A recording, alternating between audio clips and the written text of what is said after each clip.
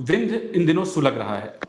नफरती बयान, जातीय संघर्ष और इसके चलते अब जो है सोशल मीडिया में तरह-तरह की बयानबाज़ी हो रही है। ऐसी बयानबाज़ी जिसको पढ़ पाना, सुन पाना मुश्किल है। ये इतनी नफ़रत विंध्य में कहाँ से आई?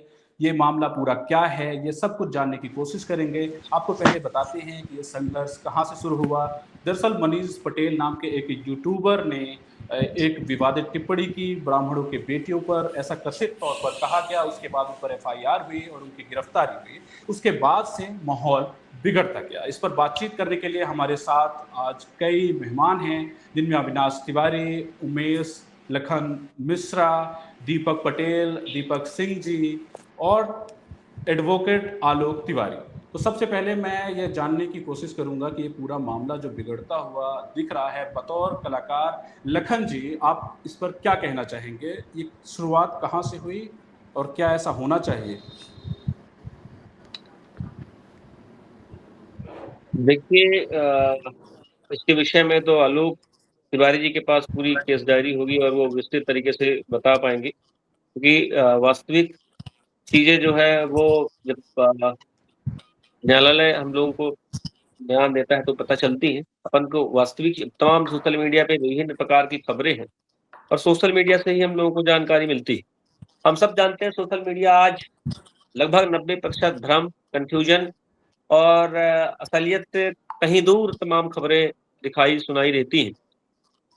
तो वास्तविक सारी चीजें तो बहुत क्लियर नहीं है, लेकिन यही 4-5 महीने एक सोशल मीडिया का जो पोस्ट आया था, पोस्ट से ही तमाम कुछ संगठनों के द्वारा इस पर आपत्ति दर्ज की गई। आपत्ति दर्ज करने के बाद एफआईआर हुई। जो है आलोक तिवारी, अगर आपको मेरी आवाज़ आ रही हो, आपने जो है मनीष पटेल के अगेंस्ट में पैरवी की है हाई कोर्ट में। ये पूरा मामला क्या है और ये क्यों मामला एक जातीय संघर्ष का रूप ले लिया है? इस पर आप बताइए। जी, सबसे पहले तो बहुत-बहुत धन्यवाद आपका, मुझे यहाँ आमंत्रित करने के लिए। देखिए, मनीष पटेल जी एक अच्छे कलाकार हैं और यूट्यूब में और सोशल मीडिया पे वो वीडियो बनाते हैं। उसी तारतम्य में वैलेंटाइन डे के कुछ दिनों पहले उन्होंने एक वीडियो बनाया, जिसमें उसका उन्होंने टाइटल रखा था ब्राह्मण लड़की पटाने के बाद। फिर उसके बाद उसमें जब कुछ आपत्तियाँ आई तो उन्होंने उसको इंग्लिश में करके उसका नाम चेंज करके कर दिया व्हेन यू डेट ए ब्राह्मण गर्ल। और फिर जब और आपत्तियां बढ़ी और विरोध बढ़ा तो उन्होंने उसका नाम टाइटल बदल के उसका कर दिया व्हेन यू डेट ए संस्कारी गर्ल। और इस तरह, लेकिन तब तक आक्रोश काफी ज्यादा बढ़ चुका था और अखिल भारतीय ब्राह्मण महासंगठन है, उन लोगों ने संज्ञान लिया और उनके 2 पदाधिकारी आशीष तिवारी और सतीश चौबे ने यहाँ एफआईआर सिविल लाइन थाने में दर्ज कराई। धारा 196 1 ए और 353 3 बीएनएस की जो धाराएं थी, और इसमें एफआईआर दर्ज हुई। और इसके बाद एफआईआर दर्ज करने के बाद जो है तो इसमें कहा जाता है कि कहीं जो है माफी ना वीडियो आया माफी का, ना सोशल मीडिया में कुछ ऐसा उनके द्वारा ऐसा कुछ माफीनामा ऐसा कुछ आया नहीं। और उन्होंने अपनी अग्रिम जमानत लगाई पहले डिस्ट्रिक्ट कोर्ट में और डिस्ट्रिक्ट कोर्ट से खारिज होने के बाद उसको हाई कोर्ट में लगाई, जिसमें हाई कोर्ट में जो है तो मैंने अखिल भारतीय ब्राह्मण समाज की तरफ से जिसने पक्ष रखा था, वहां पे जो है जस्टिस राम कुमार चौबे उनके बेंच में गया वो मैटर, और उन्होंने भी इस चीज में जो है मनीष पटेल जी को राहत देने से इनकार कर दिया। उनका ये मानना था कि कंटेंट क्रिएशन के नाम पे हम जो है तो किसी भी समाज के खिलाफ जो है बोलना वो उचित नहीं है।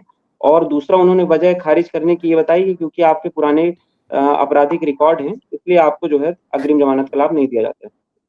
इसके बाद जो है तो वहां से इनकी जमानत खारिज होने के बाद पुलिस लगातार उनको ढूंढ रही थी, और उसमें फिर उन्होंने 3-4 महीने बाद जो है तो उसमें सरेंडर किया सिविल लाइन थाने में, और फिर उनकी जो है तो विधिवत गिरफ्तारी हुई। लेकिन वो गिरफ्तारी जो है 2 केसेस में हुई उनकी।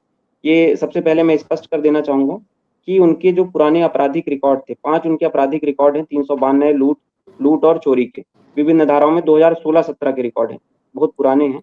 लेकिन तब वो बेल पर थी उन आपराधिक रिकॉर्डों पर।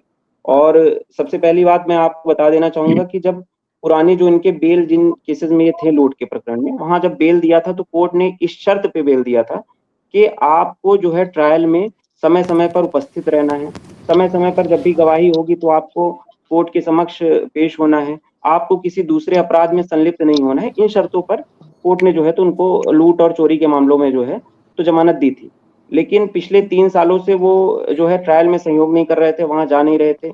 जब गवाही के लिए जब केस लगा था तब वो वहां अपीयर नहीं हुए। जिसके कारण माननीय न्यायालय ने जिला न्यायालय ने उनकी जो लूट वाले प्रकरण थी, उसमें उनकी जमानत रद्द करके उनके खिलाफ स्थायी वारंट जारी कर दिया। यानी आपकी जो बेल जो है उसको कैंसिल कर दिया, जो 2017 16-17 का जो लूट का ये प्रकरण। मैं आलोक जी सिर्फ आपसे ये जानना चाहता हूँ, ये वारंट जो था, ये वारंट पहले का था या फिर जब ये कथित टिप्पणी वाला मामला आया उसके बाद का था? ये वारंट जो है 1.5 साल पहले का था, और ये जो टिप्पणी वाला मामला है ये तो जनवरी का है। ये तो इसके जनवरी का पहले मामला है। स्थायी वारंट, हाँ, इसके पहले स्थायी वारंट 1.5 साल पहले, यानी आप ये मानिए कि मनीष पटेल की गिरफ्तारी पिछले 1.5 साल पहले हो जानी चाहिए थी इस केस में। लेकिन क्योंकि पुलिस के पास वारंट, स्थायी वारंट था, पुलिस ने पकड़ने का प्रयास नहीं किया, क्या किया वो पुलिस ही बता पाएगी, लेकिन उसको गिरफ्तार नहीं किया। और जब ये मैटर भी हो तो दोनों मैटर को क्लब अप करके दोनों की गिरफ्तारी पुलिस ने एक साथ दिखाई। तो फिर ऐसा हुआ कि ये जब जेल गए तो ये इनके खिलाफ यानी दो इनको जमानतें लगानी थी। तो एक तो इन्होंने लगाई, जो सबसे पहले जो ब्राह्मण समाज द्वारा जो शिकायत की गई थी, तो क्योंकि वो जो धाराएं हैं बहुत सामान्य सी धाराएं हैं, मजिस्ट्रेट ट्रायल होती हैं, 5 साल तक की अधिकतम सजा होती है, उसमें ये मानिए कि जमानत उसमें मिलना बहुत आसान होता है। उसको चीफ जुडिशियल मजिस्ट्रेट क्या लगाया, जो वहां से खारिज हो गई, उसके बाद सेशन में भी खारिज हो गई। लेकिन इनकी 392 वाली जो स्थायी वारंट थी, उसमें भी कोर्ट ने जो है तो खारिज कर दी, और उसका आधार ये बताया कि क्योंकि आप जो है कोर्ट में आप जो है तो उस ट्रायल में सहयोग नहीं कर रहे थे, और आपको जो पूरा पहले इसमें जमानत दी जा चुकी है 2016-17 में, उसका आपने दुरुपयोग किया, आपने अपनी लिबर्टी का दुरुपयोग किया और आपने ट्रायल में सहयोग नहीं किया, इसलिए आपकी जमानत कैंसिल करके आपको जेल भेजा जा रहा है। तो ऐसा हुआ। तो उनका जो सारी चीजें आप ये मानिए कि उनकी गिरफ्तारी जो 1.5 साल पहले होनी थी, बस वो इसके साथ क्लब अप होके हो गई, और ये पूरा ऐसा मामला है। तो अब उनकी दोनों यहाँ से जमानतें खारिज हो चुकी हैं, और अब उनके लिए जो रास्ता है वो सिर्फ और सिर्फ हाई कोर्ट से राहत मिलने का उनके लिए बस आशा है। बतौर कलाकार, एक कलाकार को लेकर एक सहानुभूति जताई। आपको पता था कि वो 1.5 साल से फरार वारंटी थे? नहीं, ये नहीं पता था। मैं उनके जैसे आलोक भैया ने कहा कि 5 पुराने आपराधिक मामले थे, मैं इस मामले में नहीं जानता था। मैं एज ए कलाकार के नाते, क्योंकि मैं वहां का पहला कलाकार हूं, तो मेरा फर्ज बनता है, मेरा धर्म है। और दूसरी चीज, अगर मैं ना बोलता तो यही सारे लोग आके कहते कि सबसे ज्यादा मजा अविनाश को आया है, कि ये सारी चीजें हुई और अविनाश कुछ बोला नहीं। मैंने सिर्फ अपना बात रखा, अपनी पक्ष रखी। वो कोई भी उसको पढ़ेगा उस पोस्ट को तो अच्छी चीजें ही लिखी है, मैंने उस पर कुछ गलत नहीं लिखा है। हाँ, उस पोस्ट के बाद से बहुत माहौल खराब हुआ। इस पूरे मामले को पूरा जातिगत ले लिया गया पूरा। दूसरी चीज, ना तो कलाकार की कोई जाति होती है, ना कोई धर्म होता है, ना अपराधी की कोई जाति होती है, ना वकील की कोई अपराधी जाति होती है, ना पुलिस की कोई जाति होती है। इन सब की कोई जाति नहीं होती है। आप जब जानते नहीं थे पूरा मामला, तो कि क्या इतनी जल्दबाजी थी आपको पोस्ट करने की? लोगों ने ये समझ लिया कि ये पूरा मामला ब्राह्मण बनाम पटेल है और उनके साथ एक तरह से जो है ये अत्याचार हुआ है, और एक ऊंची जाति के जो लोग हैं उन्होंने मनीष पटेल को दबाया है और पटेल होने की उन्हें सजा मिली है। नहीं, ऐसा नहीं है। हम और लखन भैया ने एक वीडियो बनाया था, जैसे पंडित वैसे नौआ, उसका बहुत विरोध हुआ था, हमारे पुतले फूंके गए थे, उस पर भी FIR है। इन सब चीजों में इतनी बड़ी चीजें नहीं होती। अगर हमारे बहुत सारे पुराने आपराधिक रिकॉर्ड होते तो हाँ, मुझे भी जेल होती, ऐसा नहीं है। अगर कोई भी गलत करेगा, जैसे मैंने आपको बताया कि अपराधी की कोई जाति नहीं है, अब ये कलाकार वाली बात रही नहीं गई। ये सिर्फ एक गलती जो उन्होंने पहले चोरी वाली की थी, दूसरी गलती जो ये थी, इसकी सजा पूरा जातिवाद में जहर फैल गया है। सारे लोग एक तरफ हो गए हैं, ब्राह्मण को अलग कह रहे हैं, क्षत्रिय को अलग कह रहे हैं, सारे लोग बेचारे बन गए हैं। ऐसा बिल्कुल भी नहीं है। हमेशा व्यक्ति को अपने मन का करना चाहिए। जब हम कुछ चीज अपने मन से करते हैं, जैसे उन्होंने कहा कि मैंने किसी का वीडियो कॉपी किया था और टाइटल भी कॉपी किया था। जब हम किसी की कॉपी करते हैं, नकल करते हैं, तो अंजाम जरूरी नहीं कि अच्छा हो, बुरा भी हो सकता है। इन्होंने कॉपी किया था। ऐसे बहुत सारे सोशल मीडिया में वीडियो हैं जो हमारे विंध के कलाकार कॉपी करते हैं। कुछ भी वो अपने से नहीं बनाते हैं, सब कॉपी करते हैं। जाहिर सी बात है कि हमारे विंध में आपसी एकता है सबसे ज्यादा। अगर हर जाति धर्म में एकता है, प्यार है, अपनापन है, तो विंध में है। सोशल मीडिया आने के बाद अभी जो जहर फैला है, ये अच्छा नहीं है समाज के लिए, ना मेरे लिए, ना आपके लिए, ना दीपक पटेल जी के लिए, ना मनीष पटेल जी के लिए, किसी के लिए भी अच्छा नहीं है ये। लेकिन आपको नहीं लगता एक आपके पोस्ट के बाद से लगातार लोगों ने मोर्चा खोल दिया कि दीपक पटेल के साथ बहुत नाइंसाफी हो रही है। क्या एक कलाकार अगर चोरी के मामले में अंदर जाता है तो क्या वो चोरी करके बाहर रहने का उसे हक है? आपको क्या लगता है कि एक कलाकार चोरी भी कर सकता है, लूट भी कर सकता है और उसके बाद बाहर घूम भी सकता है? पहली बात तो विंध्य में 98% कलाकार है ही नहीं है, वो क्रिएटर है, हाथ में फोन आया वो कलाकार बन गए। जैसे पत्रकारिता की डिग्री होती है, जैसे आलोक भाई वकील हैं, उसकी उन्होंने पढ़ाई की है, उसकी शिक्षा ग्रहण की है। हमारे विंध्य में मैं आपको बता रहा हूँ 98% कलाकार है ही नहीं है। मोबाइल हाथ में है, उन्होंने वीडियो देखा किसी का वैसे ही बना दिया। कलाकारी अभिनय कोई कर ही नहीं रहा, सब वीडियो बना रहे हैं। बहुत कम कलाकार, जैसे कुमुद भैया कलाकार है, अरुणोदय सिंह कलाकार है, बहुत सारे हैं कलाकार हैं हमारे बिंद में। मैं ये नहीं कह रहा हूँ कि मैं भी कलाकार हूँ, मैंने प्रयास किया, मैंने थिएटर किया, मैंने रामलीला किया, बहुत सारी चीजें। अविनाश जी, आप इस प्लेटफॉर्म से जो बोलेंगे उसका एक गहरा हाँ, असर होगा और मुझे पता इसलिए है। मैं सिर्फ ये जानना चाहता हूँ कि बतौर कलाकार अविनाश तिवारी एक सेकंड के लिए अगर ये उनको बताया जाए, उनको ये मैसेज मिले कि मनीष पटेल चोरी के मामले में अंदर गए हैं, लूट के मामले में अंदर गए हैं। लूट क्या होता है ये आपको पता होगा, हमारे साथ वकील साथी भी बिल्कुल, हैं। बिल्कुल। किसी को रोक कर जबरन उसके साथ छीना झपटी करना, हथियार दिखाना, उसको रोक के उसका सामान छुड़ा लेना, भय दिखाकर, ये लूट होता है। तो अगर मनीष पटेल ने लूट की है, अगर मनीष पटेल ने चोरी की है, तो आज इस मंच से क्या बोल रहे हैं अविनाश तिवारी कि क्या वो उनका समर्थन कर रहे हैं या फिर वो विरोध करेंगे, खंडन कर रहे हैं? अविनाश तिवारी की इस पे क्या कमेंट होगा? इससे पहले मैं नहीं जानता था इनके आपराधिक मामले हैं। मैंने पहले बताया अपराधी कोई जाति नहीं है। मेरे पोस्ट की सहानुभूति कलाकार के लिए थी, कलाकार के लिए थी। जैसे मुझे पता चला कि ये सिर्फ इस जो वीडियो बनाया था उसके लिए जेल नहीं गए, अंदर नहीं गए, इन्होंने जो लूट किए हैं, जो चोरी की है उस मामले में है, तो मेरी कोई भी सहानुभूति नहीं है। अपराधियों के लिए कोई भी सहानुभूति किसी के लिए भी नहीं होती है। चाहे मैं हूं चाहे आप हो, कोई भी नहीं है। वो पोस्ट सिर्फ और सिर्फ कलाकारी के लिए थी। मैं उस बात के लिए क्षमा चाहता हूँ, पूरे विंद से क्षमा मांगता हूँ, क्योंकि मुझे नहीं पता था कि किस मामले में ये गए हैं। माध्यम जरूर ये वीडियो माध्यम हुआ है जाने का। मेरी वो पोस्ट सिर्फ कलाकार के लिए थी, उसके लिए मैं क्षमा चाहता हूँ कि किस मामले में गए हैं। जैसे मुझे पता चला कि मामला दूसरा है, चोरी का है, डकैती का है, तो उस पोस्ट के लिए मैं क्षमा चाहता हूँ। सिर्फ सहानुभूति थी कलाकार के लिए, क्योंकि अगर सिर्फ उस मामले में जाते तो हाँ, अजीब है थोड़ा सा कि हंसाने वाले के हाथ में हथकड़ी, इतना बड़ा अपराधी भी नहीं है। बिल्कुल वो बिल्कुल। पोस्ट सिर्फ उसके लिए थी। एक कलाकार अगर वो कंटेंट बना रहा है, अगर वो एक्टिंग हाँ। कर रहा है तो उसे कहीं ना कहीं गलती हो जाती है, ये स्वाभाविक है, ह्यूमन एरर है। लेकिन चोरी के मामले में अगर कोई अंदर गया है, लूट के मामले में अंदर गया है, उसके लिए इतनी मोर्चाबंदी हर पोस्ट में ये कहना कि क्या मनीष को माफ नहीं किया जा सकता था, क्या ये सही है? और उसकी शुरुआत आपने ही की थी। मैं उसके लिए क्षमा चाहता हूँ। मुझे आपराधिक मामले बिल्कुल नहीं पता थे। मैंने आलोक भैया के जब इंटरव्यू सुने, देखे, तब मुझे पता चला कि मामला क्या है।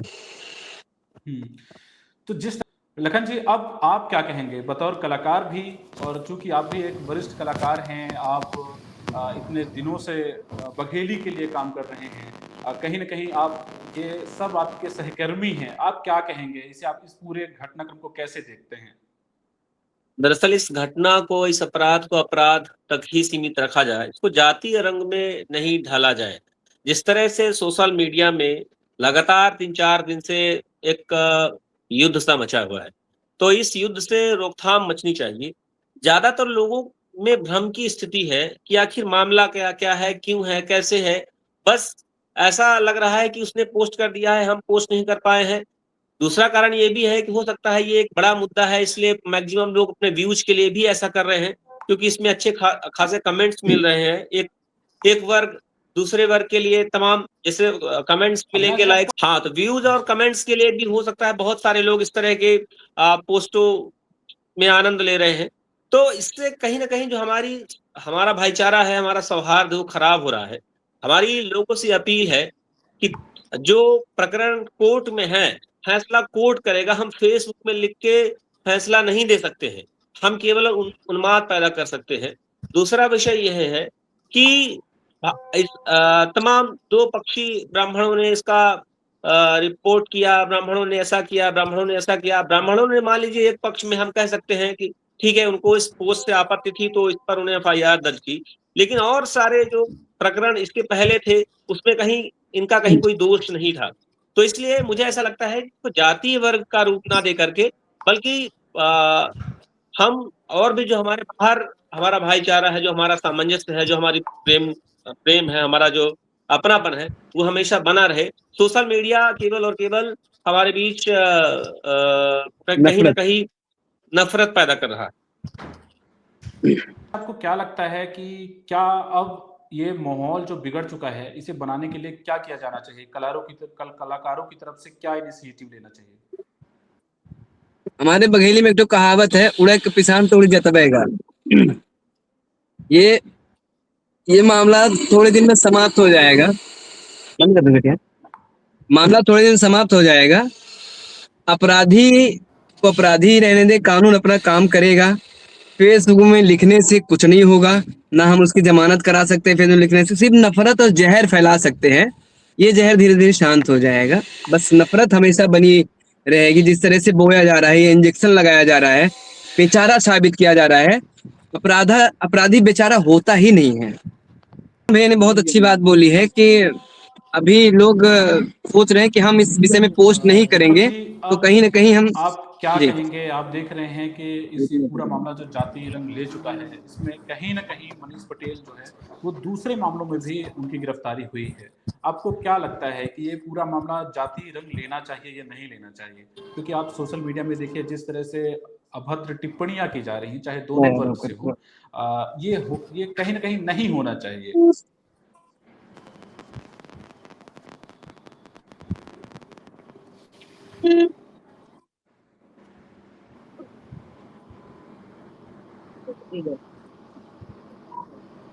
ये सवाल किससे था? आलोक भैया था कि लखन भैया से कि दीपक भैया से?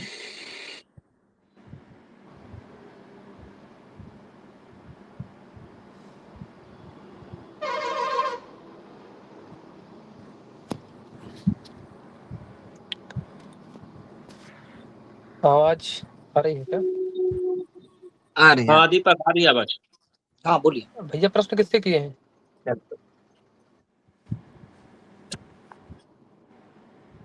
आशुतोष जी फिर से आशुतोष अपना भैया। प्रश्न दोहराएं।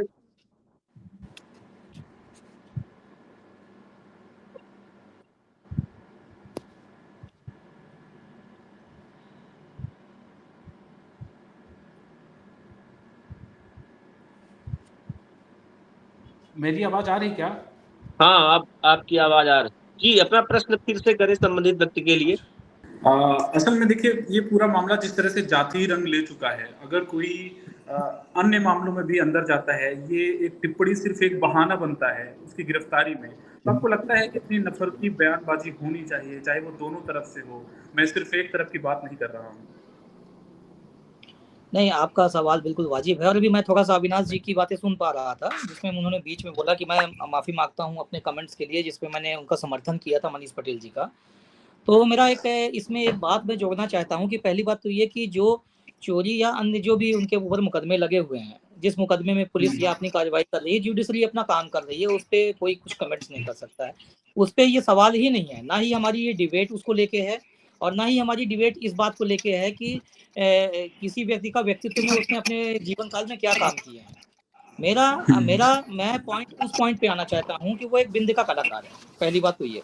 और कलाकार के लिए कोई सर्टिफिकेट की ज़रूरत नहीं होती, ना कोई यूनिवर्सिटी होती है। कलाकार नेचुरल पैदा होता है। अगर कोई ये कहता है कि यहाँ कोई कलाकार नहीं है, तो ये भी बिल्कुल गलत है। जिंदगी में हमारे बहुत बड़ी-बड़ी हस्तियाँ पैदा हुई हैं, और बहुत जो छोटे से ही स्टार्ट करता है, वो कलाकार ही होता है। उनका काम लोगों को हँसाना और आपस समाज में एक सौहार्दपूर्वक माहौल बनाना है। अभी जो चीज़ें मैं एक पॉइंट पे आना चाहूँगा आशुतोष जी, कि यहाँ पे जो एक बातें चल रही है कि भाई हम इस मुद्दे का समर्थन करते हैं कि नहीं? बिल्कुल नहीं करते हैं। किसी भी समाज, किसी भी वर्ग, किसी भी वेशभूषा वाले व्यक्ति के ऊपर या किसी भी व्यक्ति पर की गई टिप्पणी बिल्कुल अशोभनीय है, और वो स्वीकार्य नहीं है। इसके लिए मनीष पटेल ने एक बिंद का जो लड़का है जो अपना कार्यक्रम पूरा कलाकार है और अपने यूट्यूब से अपने क्रिएटर है और अपना कंटेंट बनाता है, तो वो बंदा भी इसके मामले में माफी मांग चुका है और उसमें कोर्ट अपना काम कर रहा है। रही बात, अब हम सोसाइटी पे जाते हैं तो ये बिल्कुल गलत है दोनों की तरफ से कि कोई अपना एक वर्चस्व बनाने के लिए यहाँ पे कि हम ऐसा कर देंगे, कोई फला प्लेटफॉर्म बोल रहा है हम ऐसा कर देंगे, ये बिल्कुल गलत है। यहाँ पे जो भी वरिष्ठ लोग हैं या जो भी नॉन लोग हैं जो इस पे काम करते हैं, उनको सबको आगे आके इस चीज को दबाना चाहिए कि हमारे बीच में इस प्रकार की कोई भेदभाव की बात है ही नहीं। हम हमेशा से सदैव भाईचारे की तरह रहते आए हैं और हमेशा एक दूसरे का सम्मान और सौहार्द पूर्वक रहते आए हैं। उस पे मेरे ख्याल से उसका इस बात का समर्थन होना चाहिए कि हम लोग उसको इस चीज को भूल कर, क्योंकि हम उस व्यक्ति के द्वारा जो गलती की गई है उसका कोर्ट तो सामने है। अभी सेशन कोर्ट ने अगर कैंसिल किया है तो हो सकता है हाई कोर्ट से उसको बिल मिले ना मिले, ये बात का विषय है।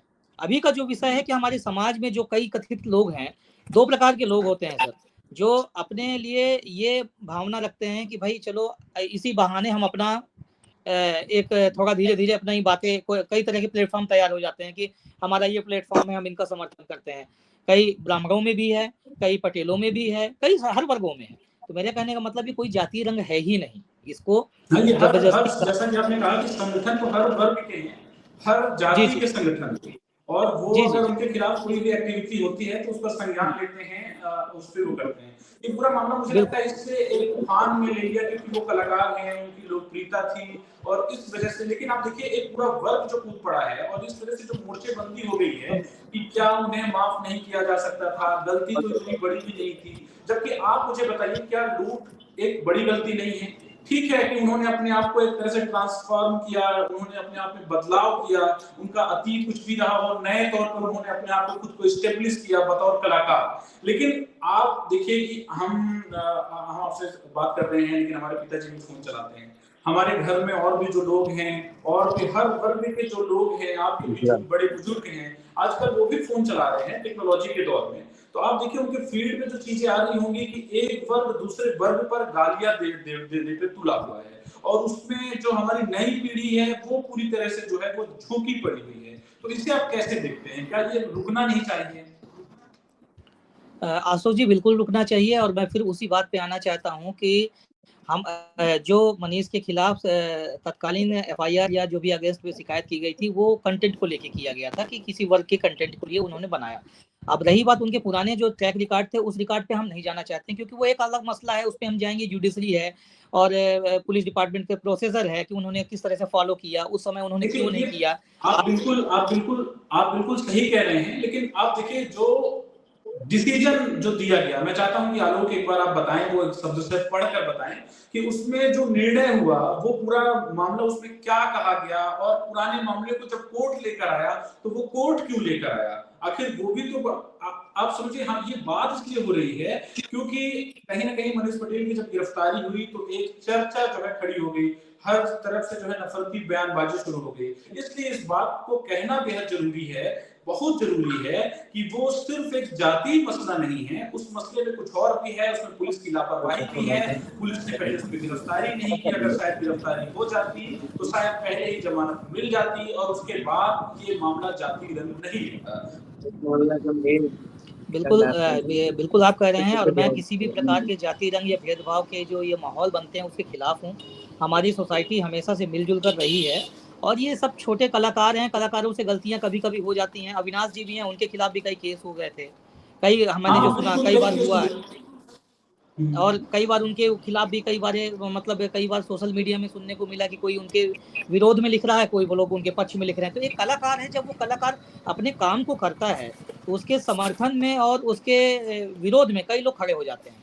तो वो एक प्रक्रिया है, ठीक है, उसने किया, उसका मैं बिल्कुल समर्थन नहीं करता हूँ। जो उन्होंने कहा, मनीष पटेल ने जो कंटेंट बनाया उसका कतई किसी प्रकार का समर्थन नहीं किया जा सकता है। अब सवाल यहाँ पे ये है कि हम किसी भी चीज को रबर की तरह खींचने के बजाय हम ये चाहते हैं कि समाज में एक सौहार्दपूर्वक माहौल बन जाए ना बयानबाजी इधर तरफ से हो, ना बयानबाजी किधर तरफ से भी हो। कोई भी व्यक्ति, देखिए क्या होता है जब हम आपस में डिवाइडेड होने लगते हैं तो तीसरे पक्ष को मौका मिल जाता है उस पे बात रखने के लिए और उसके अंदर अपनी हर तरह की चीजों को प्रभावित करने के लिए। उसमें कई बाहर के ऐसे मतलब वर्ग हैं, बाहर के बहुत ऐसे सोर्सेज हैं जो तो चाहते हैं कि मीडिया में मामला जलता रहे, आपस में बाताबाती होती रहें और लोगों के बीच में हम उनको भ्रमित करते रहें, ताकि उनका एक अपना जो प्लेटफॉर्म है वो तैयार हो जाए। तो हमारा कहने का मतलब ये है कि अभी इसमें सभी लोग कलाकार जुड़े हुए हैं, एडवोकेट भी हैं। आपका भी चैनल बहुत विंध्य के बारे में बहुत लिखता है और बहुत चीजें मैं देखता रहता हूँ, पढ़ता रहता हूँ। दीपक भी हैं। तो मेरा ऐसा मानना है कि कलाकार को कलाकार तक ही सीमित रहने देना चाहिए, उनको व्यक्तिगत रूप से नहीं लेना चाहिए। और अगर व्यक्तिगत टिप्पणी किसी के खिलाफ की गई है तो उसमें अगर कोई केस या कुछ आगे कार्यवाही हुई तो उसके लिए न्यायालय जुडिशरी बैठी हुई है, वो अपना काम करेगी, उनको करने दीजिए। इसीलिए हम लोग अपने लोकतंत्र में बैठे हुए हैं जहाँ पे एक उसके न्याय व्यवस्था बनाई गई है। हम बैठ के ना न्याय करने वाले हैं ना उस पर कमेंट करने वाले हैं। हमारा काम है कि हम आपस में मिलकर जो खराब चीजें आ रही हैं उनको दूर करने की बिल्कुल, कोशिश बहुत सही बात कही आपने। मैं आपसे ये जानना चाहता हूँ कि जिस तरह के पोस्ट सोशल मीडिया में तैर रहे हैं और उसमें जो इस तरह की बातें हो रही हैं कि मनीष पटेल के लिए जो मोर्चाबंदी हो रही है उनके समर्थन में रीवा में धरने प्रदर्शन की बात हो रही है कि आप अपनी गाड़ी में पेट्रोल डीजल डलवा लीजिए और वहाँ रीवा में कूच करिए, हम मिलकर बताते हैं मनीष पटेल का समर्थन कितना है, सपोर्ट कितना है। उन लोगों को क्या संदेश देना चाहेंगे? देखिए, मेरा एक मानना है कि जो इस पूरे प्रकरण में अगर मोर्चेबंदी होती है दोनों तरफ से, जैसे मैं पढ़ रहा हूँ कि दूसरे ब्राह्मण समाज भी बोल रहे हैं कि मोर्चेबंदी करेंगे, पटेल समाज की भी मोर्चेबंदी करेंगे। तो मेरे कहने का मतलब मोर्चेबंदी करने से ना मनीष पटेल को फांसी हो जानी है और ना मोर्चेबंदी पटेल समाज के करने से मनीष पटेल को वहां पे बेल मिल जानी है। बेल जुडिशरी सिस्टम से चलेगा और वो प्रोसेस ही फॉलो होगी। तो मेरा ऐसा मानना है कि सभी लोग ये सब चीजें भूल कर और एक पढ़े लिखे व्यक्तित्व का परिचय दें, एक समझदार समाज का परिचय दें और आपस में मिलजुल कर और एक दूसरे से जो सहायता और सहयोग हो सकता है बैठकर बात कर सकते हैं। उसमें जो उसने मनीष पटेल ने गलतियां की हैं उस गलती की सजा में है कि वो आज वहां पे पहुंच गए हैं और वहां पे जुडिशरी के सामने खड़े हुए हैं। तो जुडिशरी है सामने पे और मैं चाहता हूं कि न्याय हो और कलाकारों को कलाकार की तरह देखा जाए, उसको किसी प्रकार के व्यक्तिगत या सामाजिक भेदभाव के माध्यम से ना जोड़ा जाए उसको। ऐसा मेरा मानना है। बिल्कुल। दीपक जी, आप भी कंटेंट बनाते हैं, वीडियोस बनाते हैं, आप बताइए कि ये जो मामला है, इस मामले ने जिस तरह से जाति रंग लिया, बतौर अधिवक्ता आप क्या कहना चाहेंगे इस पर? देखिए, सबसे पहले तो मेरा ये कहना है कि मनीष पटेल जी, मेरी आवाज सुन पा रहे हैं? हाँ, सुन पा रहे हैं। देखिए, सबसे पहले तो मेरा ये कहना है कि हो सकता है अगर मनीष पटेल ये वीडियो अग्रिम जमानत लगाने के पहले अगर माफी मांग लेते, कोई अगर ऐसा वीडियो बना देते, लेकिन ऐसा कोई वीडियो या फिर ऐसा कोई पोस्ट नहीं है। आप सोशल मीडिया में मेरे सामने तो ऐसा कुछ आया नहीं कि जिसमें उन्होंने माफी मांगी हो। अगर ऐसा मांग ली होते, आज जो समाज उनके साथ खड़ा है, एक चीज कलाकार की बात हुई तो आशुतोष जी, कलाकार जो है समाज से बनता है, लेकिन अगर आप जो है माफी नहीं मांग रहे हो, आप कुछ दिन बाद आप एक और वीडियो डाल रहे हो जिसमें आप पैसा उड़ाते हुए ये कह रहे हो कि मैं समाज को कुछ नहीं मानता हूँ। आज आप है ना, आज आप कह रहे हो कि समाज जो है, समाज आपके लिए खड़ा है, ठीक है, आपका सारी चीजें हैं, लेकिन आज जो समाज खड़ा हुआ है, कल क्या ये समाज की जिम्मेदारी नहीं थी कि क्या मनीष पटेल को समझा के कि गलत राह पे जा रहे हो, ऐसा करना गलत है, और उससे माफी मंगवाया जा सकता था। लेकिन तब सामाजिक भावना जो है वो तब सामने नहीं आए, कोई नहीं सामने आए, और आज ये कह रहे हैं कि जो है तो समाज और सारी चीजें ये होना चाहिए। मैं भी इसका समर्थन करता हूँ कि समाज में हम सब एक दूसरे के साथ उठते बैठते हैं, समाज में हम सब एक दूसरे से जुड़े हुए हैं, सबका एक दूसरे से काम पड़ता है, सामाजिक सौहार्द बना रहना चाहिए। लेकिन अगर आप एक कंटेंट और बनाओगे और आप कहोगे कि समाज को मैं कुछ नहीं मानता हूँ, तो आप कैसे अपेक्षा करते हैं कि जो है समाज आपको माफ कर दे, आपके अंदर माफी का भाव है, पहली बात। दूसरी बात जो वो कंटेंट था आशुतोष जी, उसमें देखिए उन्होंने जो शब्द लिखा था कि ब्राह्मण लड़की पटाने के बाद, मैं एक ये मानता हूँ कि ठीक है, आप जाति आप ब्राह्मण हटा दो, फिर भी वो शब्द क्या बचता है ब्राह्मण हटाने के बाद, लड़की पटाने के बाद। तो सिर्फ ये एक जो है जाति के खिलाफ नहीं है, ये एक पूरे महिला वर्ग के खिलाफ भी आपका है। आपका ये दिखाता है कि आपकी क्या मानसिकता है। आप लड़की को पटाने जैसे आप अगर जो है चीज समझ रहे हो तो आपकी क्या मानसिकता है। और आप ये मानिए कि अगर वो माफी मांग ली होते, ना वो कभी कहते कि मैं समाज को नहीं मानता हूँ, और जिस दिन उन्होंने सरेंडर किया, आप उनका सोशल मीडिया अकाउंट देख लीजिएगा, जिस दिन उन्होंने सरेंडर किया उसी दिन उनके अकाउंट से, उनके ऑफिशियल अकाउंट से एक वीडियो और पोस्ट होता है जिसमें एक और कंटेंट डलता है और उसमें लिखा होता है लड़की पटाने के बाद। फिर एक उन्होंने वीडियो डाला, उसमें बस उन्होंने जाति सूचक नहीं लिखा है, लेकिन लड़की पटाने के बाद डाला है। तो सबसे पहली बात तो इसको लोग जो जाति का रंग दे रहे हैं वो गलत है। ये असल में एक सिर्फ जाति के खिलाफ नहीं, एक महिला वर्ग के खिलाफ भी है। महिलाएं तो हर जाति में होती है, तो उसको इस नजरिए से नहीं देखना चाहिए। और फिर भी जितना माहौल खराब हुआ है, अब आवश्यकता है एक ऐसे चीज की कि आप अगर जैसे फिल्में बनती हैं तो सेंसर बोर्ड में पास होकर इसके बाद थिएटर में आती है। आजकल सोशल मीडिया के दौर में कोई कुछ भी कर रहा है, हाथ में फोन में कोई कुछ भी बना के कर रहा है। ऐसा कुछ नियम आ जाए, चाहे विंध्य के लिए ही आए, चाहे बघेली के लिए आए, चाहे एक ऐसी ऑफिस हो, एक ऐसा बोर्ड हो जहां पे आप वीडियो बना रहे हैं तो पहले आप वहां आके दिखाओ ये रिलीज करने लायक है, पब्लिक करने लायक है कि नहीं है। अगर है फिर आप डालो। जैसा सेंसर बोर्ड होता है फिल्मों में, ऐसी आवश्यकता है विंध्य में। अब तभी हमारी बघेली सुरक्षित, व्यवस्थित और साफ सुथरी आगे बढ़ सकती है। नहीं तो इतनी भरी गंदगी आ रही है, इतनी चीजें हो रही हैं, हमारी बघेली भोजपुरी की तरह बदनाम होने में उसको समय नहीं लगेगा। सिर्फ 1 साल के अंदर सब मिट्टी मिल जाएगा जितना भी है। जबकि जो चीज हमारे बघेली में है, शिक्षा, संस्कृत, संस्कार, व्यंजन, वो कहीं नहीं है जो हमारे यहाँ है।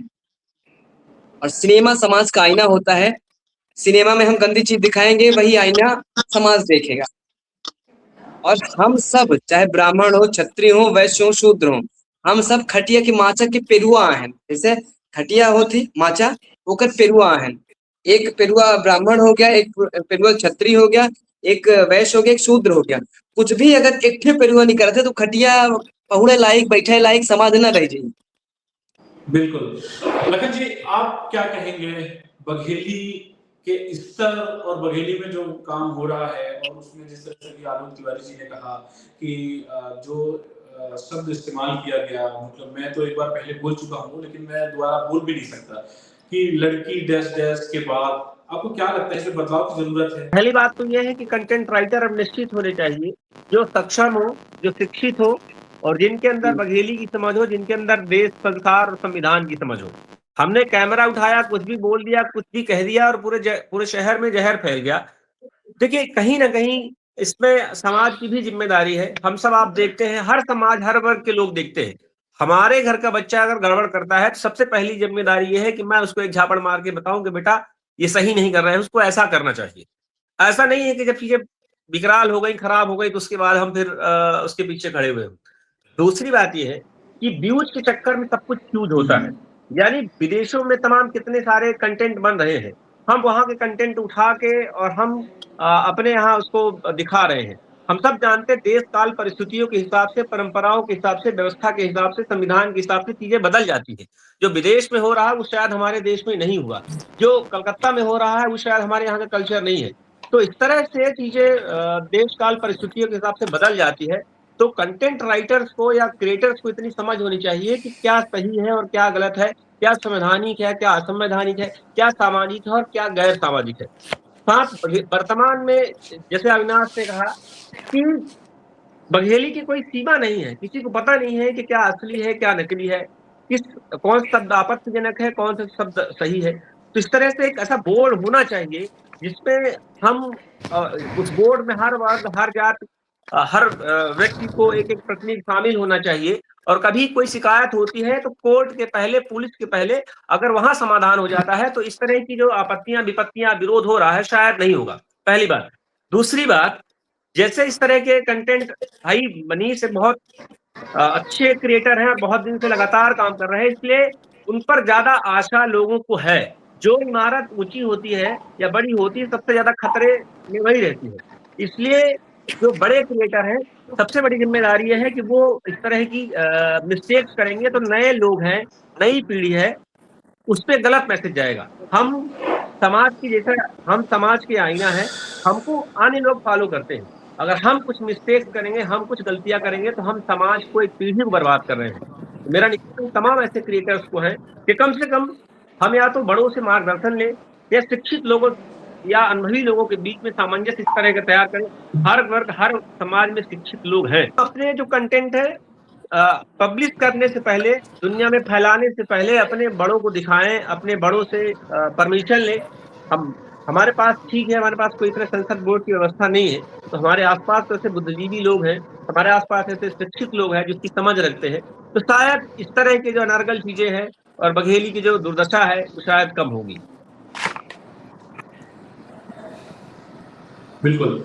दीपक जी, अगर आप मुझे सुन पा रहे हैं तो अब ये सवाल आपसे है। ये सवाल मैंने पहले भी किया लेकिन इस समय सही से बात नहीं हो पाई कि बतौर कलाकार क्या बदला है, क्या बदल गया है, क्या मनीष वाले मामले से किसी तरह का परिवर्तन आया है, क्या बदल गया है, क्या कंटेंट बनाने में किसी प्रकार का डर होगा या फिर संभलने की गुंजाइश है, सुधार की गुंजाइश है, बघेली को सुधारने की गुंजाइश है, क्या परिवर्तन आया है बतौर कलाकार?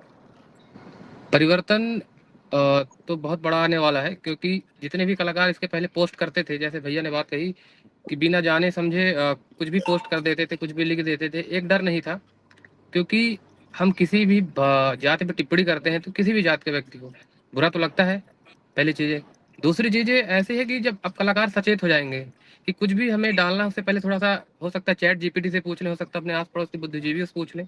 एक डर उनके अंदर आ गया, क्योंकि अच्छा काम करना है, बुरा काम तो करना नहीं है, और करेंगे तो ऐसी चीज घटनाएं उनके पास होंगी, बदनामी होगी, जेल जा सकते हैं। क्योंकि इज्जत कमाने में कलाकार को बहुत समय लगता है और गंवाने में बहुत कम और समय एक लगता है। संघर्ष शुरू होगा, इससे बड़ी बात एक जी, संघर्ष हाँ शुरू जी होगा जो बहुत बड़ी बात है। जी, अब जैसे देख रहे हैं कि दो जातियों में बंटवारा हो रहा है, नफरत पैदा हो रही है। ये हमने छोटे में नहीं सुना था, ये हमने कभी ऐसा सोचा भी नहीं था कि ऐसी चीज़ें होंगी। हमारे भाई भाई, हम सब भाई हैं, मिलकर काम करते हैं। हमारे कई ऐसे किरदार हैं जिनमें हमारी माता जी का हो गया, हम लखन भाई के साथ हमने काम किया है। बहुत ऐसे लोग हैं जो हर समाज के लोग काम करते हैं, क्योंकि समाज, जब पूरा समाज एक साथ होता है तभी सारी चीज़ें बनती हैं। कलाकार केवल एक, जैसे हम पटेल हैं तो केवल पटेल व्यक्ति हमारा वीडियो नहीं देखते, हर वर्ग के लोग देखते हैं, है ना? तो ऐसी चीज़ें ना बनाएं, ऐसी चीज़ें हमें अपने क्षेत्र में, अपनी बोली में ऐसी चीज़ें नहीं करना चाहिए। विगत में कई सालों से काम कर रहा हूँ, तो हमें उतना समझना पड़ेगा, हमारा स्तर उतना होना चाहिए समझने का, बोलने का, लिखने का, कि हम बना क्या रहे हैं और इससे आगे चल के हमें पॉजिटिव चीज़ें निकालनी है समाज में, नेगेटिव थोड़ी फैलाना है। तो हम लिख क्या रहे हैं, करना क्या है, सब सारी चीज़ें हमें देखना पड़ेगा, समझना करेगा बतौर कलाकार। और मैं ये हमारी तो पहली चीज़ हो गई। मैं दूसरी चीज़ बात कर रहा हूँ कि मनीष वाले जिस दिन वो सिलेंडर किए थे, उनके साथ एक घटना और घटी। इस घटना को बहुत कम लोग जानते होंगे। वो अंकित पटेल का मामला आया था कि एक बाहर से उन्होंने वीडियो बनाया, और थाने के बाहर से वीडियो बनाया। वहाँ के जो थानेदार थे, थाना प्रभारी, वो उन्हें पकड़ के ले गए, बोला कि तू क्या बना रहा है, ऐसा करके उन्होंने बात की और वीडियो बनाया उन्होंने, और उन्हें मारा है। बतौर कलाकार था वो, अंकित पटेल है, कई वीडियो मनीष के साथ रहा, हमारे साथ कई वीडियो में है, कई सारी वीडियो क्रिएटर है, जो भी उन्हें कह ले, कलाकार कह ले, वीडियो क्रिएटर कह ले, इन्फ्लुएंसर कह ले, कुछ भी कह सकते हैं आप। उनको जबरदस्ती मारा, उनके ऊपर 151 धारा लगाए। और वहाँ पे कुछ मीडिया कर्मी जब मनीष जा रहे थे तो ऐसा हंस रहे थे, मुझे तो लग ही नहीं रहा था कि पत्रकारिता है, पत्रकार लोग हैं वो, मजे ले रहे थे। उनकी भाषा नहीं हो सकती, मुझे ऐसा नहीं लगता। तो वो भी एक नफरत है, क्योंकि जब दूसरे समाज के लोग देखते हैं तो वो मजे ले रहे थे, ऐसा लग रहा था पत्रकार सब लोग, तो वो भी नहीं करना नहीं, चाहिए था। बिल्कुल इसमें उससे क्या गंभीरता है, की भाषा एक जरूरत है अलग और होती है, सुधार की पत्रकार जैसे आप गुंजाइश है शालीनता इसमें से कि सरल और बहुत अच्छे शब्द होते हैं उनके, जो ये लोग सब ऐसा सारी कर चीजें रहे हैं रहती उनको हैं। बिल्कुल नहीं करना चाहिए ऐसा। जी जी, तो ये सब नफरत का कारण बन रहे हैं। ये भी जैसे वहाँ आप समाज, पत्रकार समाज ने उसको किया, तो अगले ने देखा, अगले समाज को बुरा लगा, खिल्ली उड़ा रहे हैं, उनकी चुटकियां ले रहे हैं, तो कहीं ना कहीं नफरत ऐसे ही धीरे धीरे कहीं पैदा होता है। उधर हमारे समाज से कुछ लोगों ने गाली वाली दी, तो ऐसे एक दूसरे में टकराव हो रहा है। तो दोनों समाज को समझना पड़ेगा, ये जाति मुद्दा नहीं था, ये राजनीतिक मुद्दा नहीं था, कलाकार की बात थी। गलती थी, बहुत सारी हो गई। अब जैसे कि मैं बता दूं, बहुत बड़ी चीज बता रहा हूँ, पिछले 2-3 साल या 1-2 साल पहले हमने, मनीष ने खुद पुलिस प्रशासन के लिए हेलमेट के ऊपर वीडियो बनाया था। क्या उस समय पुलिस प्रशासन को नहीं पता था कि इसके ऊपर केस थे, ये सारी चीजें? 10 साल पुराना केस, जब वो कलाकार नहीं था तब के केस है ये। लगभग 2018, 17 या 18 में हमारे साथ शुरुआत की थी मनीष ने, पहले उनसे बोलते तो भी क्या नहीं बनता था। क्या आप इसे किसी साजिश के तौर पर देख रहे हैं या फिर आपको लगता है कि पुलिस का फेलियर है? कह सकते हैं पुलिस का फेलियर है, क्यों नहीं कह सकते। 10 साल तक पुलिस कहाँ थी यार? रीवा में प्रतिदिन वो वीडियो बनाता था, एक्टिव था सोशल मीडिया में, क्या पुलिस प्रशासन को उसका ध्यान नहीं था? रीवा में प्रिंसू भाई, अच्छा अभी एक बात, आलोक भैया ने कहा कि एक समाज, हम समाज वहां से नहीं डरे, तो उसी समाज के व्यक्तियों ने मनीष को पनही मारने की बात की थी। शुरुआत वहीं से हुई थी। तो बुरा तो लगा होगा, मुझे ऐसा लगता है। मुझे भी कोई बोलेगा, जब मेरे सम्मान पे बात आ जाएगी, पनही मारने की बात आएगी, तो मैं जरूर उसका रिप्लाई करूंगा। जब कोर्ट FIR हो चुकी है तो आपको अधिक बोलने का शासन प्रशासन मेरा की चीजें अपने हाथ में कर लेना। मेरा सवाल ये है, ये बताइए, अगर पनही अगर किसी व्यक्ति को, कलाकार को पनही मारेंगे 10,000 रुपए देंगे पर पनही पर झापड़, तो क्या ऐसा कलाकार का हृदय नहीं डोलेगा? यही इस पूरे मामले का, दीपक जी, यही इस पूरे मामले का निष्कर्ष है, यही इस पूरे मामले का वो शुरुआत है। वहीं से हुई, मैं दीपक यही जी, बताना चाह रहा हूँ। मेरा सवाल आप हुई है। सुनिए, मेरा सवाल आप सुनिए और समझने की कोशिश करिए।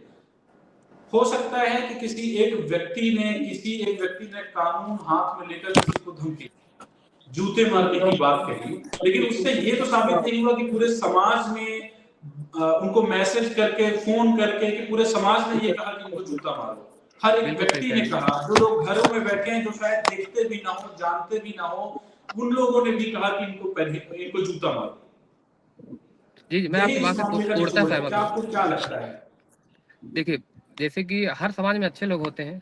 अभी तक हम वीडियो बनाए, अभी तक कल मैंने एक वीडियो बनाया तो बहुत सारे ब्राह्मण समाज के व्यक्तियों का मैसेज आया, बहुत अच्छा उन्होंने कमेंट किया, बहुत अच्छा बोला, गलती लगी तो किया। हम सारी चीज़ों को मानते हैं, पर वो होता है ना, कहते हैं कि एक बात आहत हो जाती है किसी एक व्यक्ति से। जैसे जिसने भी बोला रहा होगा, मुझे नहीं पता उनका नाम, मुझे याद नहीं, हो सकता है वो बात मनीष को चुभ गई हो, ये बात भी हो सकती है। देखिए, अब देखते हैं सारे वर्ग के लोग प्यार करते हैं, और मैं ऐसे चीजें बनाता हूँ, हमसे भी गलतियां हुई, ऐसा नहीं है। कंटेंट में हमसे भी एक दो बार गलती हुई, जैसे वो शिव पार्वती मामले में विरोध हुआ था, मैंने माफी मांगा। बुधिया में विरोध हुआ। हमारे यहाँ के तो लोग ऐसे हैं कि माफ कर देते हैं, मुझे भी कई बार माफ किया है।